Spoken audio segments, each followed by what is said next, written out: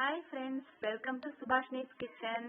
இன்னைக்கு நம்ம எப்படி டிஃபனுக்கெல்லாம் தக்காளி தொக்கு செய்யலான்றதை பற்றி பார்ப்போம். வாங்க வீடியோக்குள்ளே போகலாம். 5 தக்காளி, ஒரு வெங்காயம், பச்சை மிளகாய் எடுத்து அதை கட் பண்ணி கொண்டு வந்துடுவோம். தக்காளி அரைச்சி வச்சாச்சு. இப்போ ஸ்டவ் பற்ற வச்சுட்டு கடாய் வச்சிடலாம். கடாய் காஞ்சதும் எண்ணெய் ஊற்றிடலாம் தேவையான அளவுக்கு. எண்ணெய் காஞ்ச உடனே கடுகு போட்டுடலாம். கடுகு பொரிஞ்ச உடனே கட் பண்ணி வச்ச வெங்காயத்தை போட்டுக்கலாம். உப்பும் தேவையான அளவுக்கு போட்டுக்கலாம்.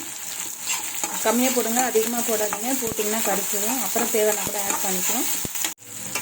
வெங்காயம் விதங்கி வரட்டும். பச்சை மிளகாய் போட்டுருவோம் ஒன்று. இப்போ மஞ்சள் ஆட் பண்ணிப்போம். இப்போ வெங்காயம் நல்லா வதங்கி வந்துருச்சு ப்ரௌனாக. இப்போது அரைச்சி வச்ச தக்காளி போட்டுப்போம். நல்லா வதக்கிடுவோம்.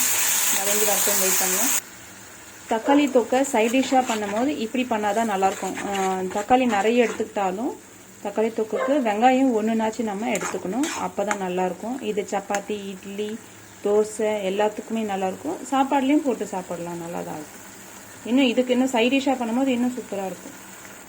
பர்டிகுலராக சாப்பாடுக்குமே பண்ணுறச்சே பார்த்தீங்கன்னா வெங்காயம் 2-3 எடுத்துக்கிட்டிங்கன்னா தக்காளி 4 இல்லை 5 அப்படி எடுத்துக்கணும். அப்படி பண்ணிங்கன்னா நல்லாயிருக்கும். இது இன்னும் கொஞ்சம் புளிப்பாக இருக்கும், ஏன்னா தக்காளி அதிகமாக போடுறதுனால. இந்த மாதிரி கொஞ்சமாக வதங்கி வர செய்ய நம்ம மிளகாத்தூள் ஆட் பண்ணிடுவோம். தக்காளி சீக்கிரம் வதங்கிடும். 1 ஸ்பூன் மிளகாத்தூள் போட்டுக்கோங்க. நான் 1-2 டைம் போட்டேன், ஆனால் 1 ஸ்பூன் மிளகாத்தூள் போதும்.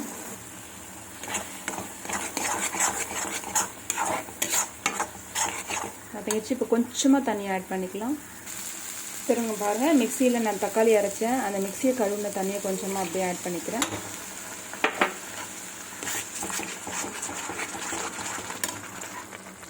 இன்னும் 1/2 டம்ளர் தண்ணியை ஆட் பண்ணிக்கிறேன். ஏன்னா கொதிச்சு வரணும், ஏன்னா மிளகாத்தூள் வாடையும் போகணும், அந்த ஸ்மெல்லும். அதுக்காக கொதிச்சு வரணும் இல்லைங்களா, அதுக்காக கொஞ்சம் தண்ணி ஆட் பண்ணிக்கிறேன். அப்படியே சுண்டி வரட்டும். இங்கே பாருங்கள், நல்லா கொதிச்சு சுண்டி வந்திருக்கு. மிளகாத்தூள் வாடையும் போயிடுச்சு. இந்த ஸ்டேஜில் கருவேப்பிலை போட்டுப்போம்.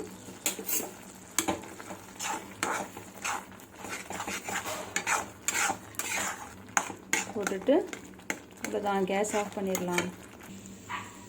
தக்காளி தொக்கு சூப்பராக ரெடி ஆயிடுச்சு. வேறு ஒரு பவுலில் மாற்றிடலாம். இப்போ வேறு ஒரு பவுலில் மாற்றி எடுத்துகிட்டு வந்தாச்சு. இப்படி இருக்குது பாருங்கள், சூப்பராக இருக்கும் தக்காளி தொக்கு. இது நான் சப்பாத்திக்காக பண்ணியிருக்கேன். நீங்களும் வீட்டில் ட்ரை பண்ணி பார்த்துட்டு எப்படி இருந்தேன்னு கமெண்ட் பண்ணுங்கள்.